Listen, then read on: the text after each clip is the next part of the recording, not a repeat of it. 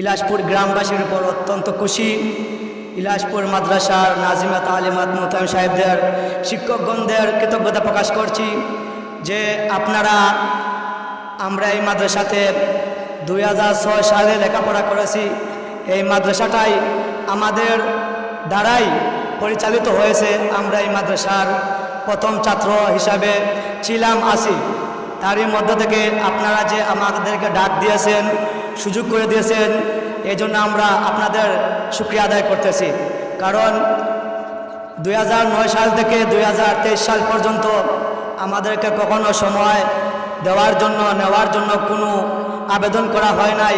আলহামদুলিল্লাহ, এই বছর আপনারা যে রূপরেখা দেখাইছেন, আল্লাহ পাক আপনাদের ইলমে, আমলে এবং সব দিকে বরকত দান করুন। সবাই বলেন আমিন।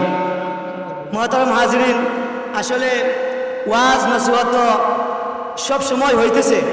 প্রতি জুমাবারে ইমাম সাহেবগণ আলোচনা করে থাকেন এবং বিভিন্ন মসজিদে, সংগঠনের এবং মাদ্রাসার ওয়াজ বার্ষিক মাহফিল হয়ে থাকে। কিন্তু আমাদের যে জিনিসটার অভাব, সেটি হচ্ছে আমাদের আমলের অভাব। জানার আছে, মানার নাই।